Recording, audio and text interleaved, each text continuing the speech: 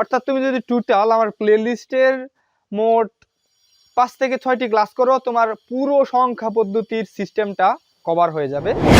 আসসালামু আলাইকুম প্রিয় এইচএসসি আইসিটি শিক্ষার্থীরা, আশা করি সবাই অনেক ভালো আছো। আজকের এই ভিডিওতে আমরা যেই বিষয়টা শিখব সেটা দেখতে পাচ্ছি বোর্ডে, বাইনারি থেকে ডেসিমেল, অক্টাল থেকে ডেসিমেল এবং হেক্সাডেসিমেল থেকে ডেসিমেল। এই বিষয়টা শিখবো আজকে। আরেকটা বিষয় বলি, তুমি যদি সংখ্যা পদ্ধতির সবগুলা রূপান্তর শিখতে চাও, অর্থাৎ পুরো ধারণা রাখতে চাও, তাহলে তোমাকে টোটাল 12টা রূপান্তর শিখতে হবে। প্রথম পর্বে কিন্তু আমি দেখিয়েছিলাম কিভাবে ডেসিমেল থেকে বাইনারি, ডেসিমেল থেকে অক্টাল, ডেসিমেল থেকে হেক্সাডেসিমেল, অর্থাৎ এইটার বিপরীত। এবং আজকে হচ্ছে ওই ক্লাসটার বিপরীত। তুমি যদি জাস্ট এই দুইটি ক্লাস দেখো তাহলে কিন্তু তোমার টোটাল মোট 6টি, 3টি করে এক এক ভিডিওতে, অর্থাৎ 3টি রূপান্তর করে টোটাল 6টি রূপান্তর কমপ্লিট হয়ে যাবে। আর বাকি থাকে 6টি, এই 6টি হয়তো 2-3টি ক্লাসের মধ্যে দেওয়া হয়েছে। অর্থাৎ তুমি যদি টোটাল আমার প্লেলিস্টের মোট 5 থেকে 6টি ক্লাস করো, তোমার পুরো সংখ্যা পদ্ধতির সিস্টেমটা কভার হয়ে যাবে। তো কথা না বাড়িয়ে আমরা এইটাকে সমাধান করি। দেখতে পাচ্ছি বাইনারি, অক্টাল, সরি এখানে অক্টাল হবে, আমি অক্টালের বেসটা এখানে দিয়ে দিই।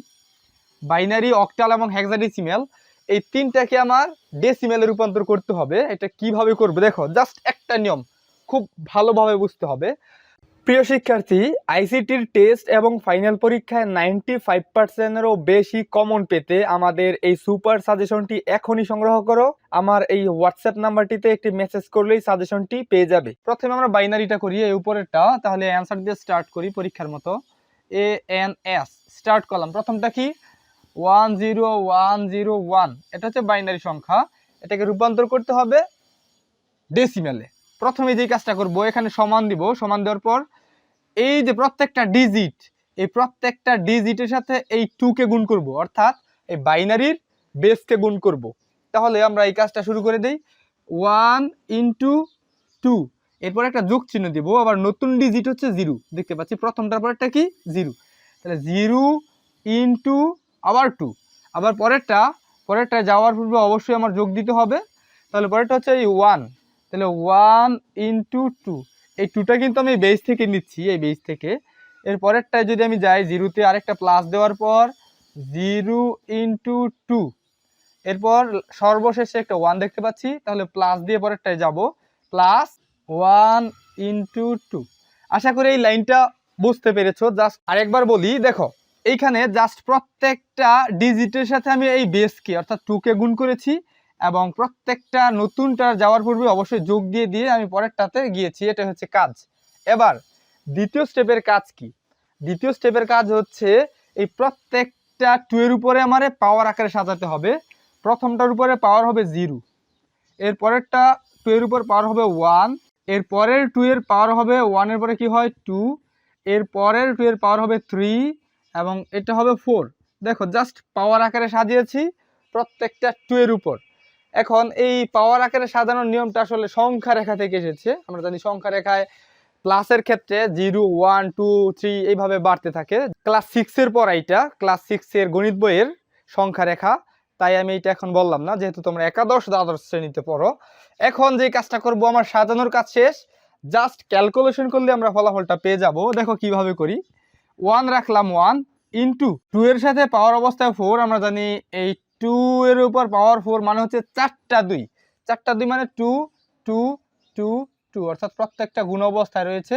তাহলে 2 × 2 = 4, 4 × 2 = 8, 8 × 2 = 16। তাহলে এইটার মান আমি পেলাম 16 লিখলাম। প্লাস এর পরেরটার মধ্যে যদি আমরা যাই, এই 2 এর উপরে পাওয়ার রয়েছে 3, অর্থাৎ এইটার ক্যালকুলেশন যদি করি, অর্থাৎ এই 3টা 2 × 2 = 4, 4 × 2 = 8, 8 হয়। কিন্তু দেখতে পাচ্ছি এইটার সাথে গুণ অবস্থায় রয়েছে 0। এইটার মান যাই হোক না কেন, সেটা যদি 0-র সাথে গুণ হয় ফলাফল তো 0ই হবে, আমরা জানি। কারণ যত বড় সংখ্যাই হোক তার সাথে যদি 0 গুণ হয় ফলাফল 0 হয়। তাই আমি কষ্ট করে আর এইটার ক্যালকুলেশন করব না, জাস্ট এই দুইটার গুণফল একবারে লিখে দিব, সেটা হচ্ছে কি 0। এইখানে যদি তোমার 0 থেকে মনে রাখবে, কষ্ট করে এই কাজটা করতে হবে না। এর পরেরটাই চলে যাই, তাহলে প্লাস চিহ্ন রয়েছে, প্লাস দিয়ে দেই। এরপরে 1 এর 1 × 2 এর উপরে পাওয়ার 2 হবে হচ্ছে 4, 4 লিখলাম, এরপর প্লাস। দেখো এইখানে কিন্তু এইটার মান যাই হোক গুণ রয়েছে 0 অবস্থায়, অর্থাৎ এই পুরোটার মান এই টোটাল দুইটা সংখ্যার ফলাফল কিন্তু 0 আসবে, তাই আমি এখানে 0 দিয়ে দিলাম, প্লাস এই 1 দিলাম, 1 ইন্টু। এখানে এই বিষয়টা একটু ভালোভাবে বুঝতে হবে, সবসময় মনে রাখবে যখনই কোনো বর্ণের উপর পাওয়ার 0 হয় তার মান হয় 1, সেই সংখ্যাটা যত বড়ই হোক পাওয়ার 0 হলে তার মান 1, তাই আমি 2 এর উপর পাওয়ার যেহেতু 0 মান লিখে দিলাম 1।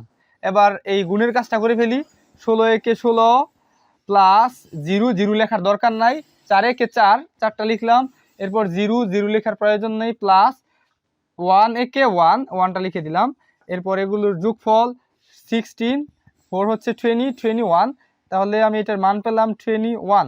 ইতিমধ্যে আমাদের ফলাফলটা আমরা পেয়ে গেছি এই বাইনারি থেকে ডেসিমেল, অর্থাৎ এই যে এই বাইনারির ডেসিমেল মানটা এটা হচ্ছে 21, আমরা এখানে লিখে দিতে পারি 21। এরপর আমরা দ্বিতীয়টার কাজ যদি করি সেম একইভাবে, দেখো আমরা এই যে এইটার কাজ করব, আমরা এই পাশে করি কাজটা, অ্যান্সার দিয়ে স্টার্ট করি ANS, তাহলে আমাদের সংখ্যাটা কি 203। এটাকে আমরা কিভাবে করব, দেখো প্রিয় শিক্ষার্থীরা, এইখানে কি করেছিলাম, প্রত্যেকটার সাথে এই 2 গুণ করেছিলাম। এবার যেহেতু আমার বেস বা ভিত্তি হচ্ছে 8, প্রত্যেকটার সাথে আমরা 8 গুণ করব, তাহলে কাজটা শুরু করি। সমান চিহ্ন দেওয়ার পর আমরা প্রথমে লিখব 2 লিখলাম, ইনটু এইখানে 8 দিয়ে গুণ করব, কারণ এটার বেস হচ্ছে 8, আর এইখানে আমি 2 দিয়ে গুণ করেছিলাম, এটার বেস হচ্ছে 2, তাহলে 8 দিয়ে গুণ, প্লাস পরের সংখ্যায় যাব 0 ইন্টু 8 প্লাস পরেরটা হচ্ছে 3 ইন্টু 8। এতটুকু সাজানো আমার সম্পূর্ণ হয়েছে।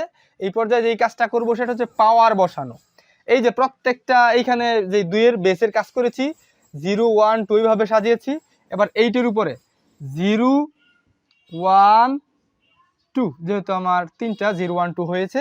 এবার ক্যালকুলেশন কাজটা করব, 2 ইন্টু এই যে 8টা দেখতে পাচ্ছি, 8 এর উপরে পাওয়ার হচ্ছে 2, তার মানে 2টা 8, 2টা 8 কত হয়, 8 8 64, অর্থাৎ 64 প্লাস এর পরের যে কাজটা করবো সেটা হচ্ছে 0 এর সাথে এটা গুণ অবস্থায় এটার ফলাফল হবে 0। আরেকটা বিষয় এখানে তোমাদেরকে বুঝিয়ে দেই, যদি এখানে 1 হইতো তাহলে এইটা কি হইতো, যখনই কোনো বর্ণের উপর, যখনই কোনো সংখ্যার উপর পাওয়ার 1 হয়, মনে রাখবে যখনই কোনো সংখ্যার উপর পাওয়ার 1 হয় তখন তার মান হয় মূল সংখ্যাটা, ঠিক আছে, এটা মনে রাখবে। এবার প্লাসের পর আমরা পরেরটা 3 ইন্টু এইখানে একটা সংখ্যার উপর পাওয়ার 0, অর্থাৎ যে কোনো সংখ্যার উপর পাওয়ার 0 হইলে সেটার মান হয় 1। ইতিমধ্যে আমাদের এই ক্যালকুলেশনটা সম্পূর্ণ হয়েছে। এবার আমরা এটাকে গুণ করে ফেলবো। গুণ যদি করি 64 দুগুণে আমার হয় হচ্ছে 128 প্লাস 0 লেখার প্রয়োজন নেই, 3 একে 3, তাহলে 3 লিখলাম। এই দুইটা যদি আমি যোগ করি তাহলে হয় 131। প্রিয় শিক্ষার্থীরা, ইতিমধ্যে আমরা দুইটা মান পেয়ে গেছি, 131 এখানে আমরা লিখে দিতে পারি 131। এটা হচ্ছে এই অক্টাল থেকে ডেসিমেলে রূপান্তর। এবং সর্বশেষ আরেকটি করব, সেটা হচ্ছে হেক্সাডেসিমেল থেকে ডেসিমেল কিভাবে করতে হয়। এই পার্টটা আমি এই পার্টটা মুছে দিয়ে করি। এই হেক্সাডেসিমেল থেকে ডেসিমেলে রূপান্তরের জন্য আমরা প্রথমে এই হেক্সাডেসিমেল মানটা উঠিয়ে নিই, B5D। এটা হচ্ছে হেক্সাডেসিমেল, এটাকে আমার ডেসিমেলে রূপান্তর করতে হবে। ঠিক একইভাবে প্রথমে লিখব বি ইন্টু এটার সাথে কাকে গুণ করব, এই বেসকে। দেখো এইখানে কিন্তু আমরা এই 2 এর সাথে গুণ করেছিলাম এই 8কে বেসকে, তো এখন যেহেতু হেক্সাডেসিমেল তাই আমরা হেক্সাডেসিমেল বেসকে গুণ করব, প্লাস 5 ইন্টু এই বেসকে গুণ করে দিলাম, প্লাস ডি ইন্টু বেস। এবার যেই কাজটা করব, দ্বিতীয় স্টেপে আমরা পাওয়ার বসাবো। আমরা জানি প্রত্যেকটার উপরে পাওয়ার বসবে, প্রথমে হয় 0, এরপরে হচ্ছে 1, এরপরে হচ্ছে 2। এবার ক্যালকুলেশনে চলে যাই। দেখো ক্যালকুলেশনে যদি আমি যাই, এই বি এর মানটা আমরা লিখতে পারি। বি এর কি মান, বি এর প্রকৃত মান আমরা জানি, এ সমান হচ্ছে 10, বি সমান হচ্ছে 11, সি সমান হচ্ছে 12, ডি সমান হচ্ছে 13, ই সমান হচ্ছে 14 এবং এফ সমান হচ্ছে 15। এটা তোমরা সবাই জানো, এটা হচ্ছে হেক্সাডেসিমেলের প্রকৃত মান। তো এখন আমরা যে কাজটা করব, বি এর মানটা এখানে লিখে দিতে পারি। বি সমান হচ্ছে 11, b সমান 11 লিখে দিলাম ইনটু এই যে 16 এটার উপরে পাওয়ার হচ্ছে 2, অর্থাৎ 2টা 16 গুণ করলে কত হয়, 2 16 গুণ করলে গুণফল হয় হচ্ছে 256 এবং প্লাস 5 ইনটু 5 প্রথমে লিখবো, এরপর ইনটু এই 16-এর উপরে 1 পাওয়ার অবস্থায়।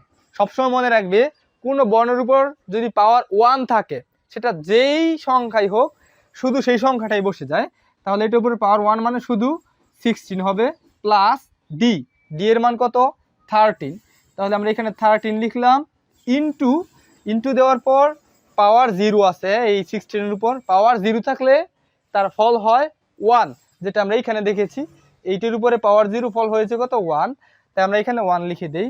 এবার এতটুকুর ক্যালকুলেশনটা করে ফেলি। 256 এবং 11 এর গুণফল হচ্ছে 1716, পরে প্লাস এই 16 5 16 আমরা জানি 80 বা 80, প্লাস 30 সাথে 1 গুণ 30 কে 30। এবার এই সবগুলার যোগফল আমরা করে ফেলবো। এই সবগুলো যদি যোগ করি যোগফল হয় হচ্ছে 1809। তো ইতিমধ্যেই আমরা কিন্তু এই যে হেক্সাডেসিমাল মানটা এটার ডেসিমাল মানটা পেয়ে গেছি, তাই আমরা এটা এখানে লিখে দিতে পারি।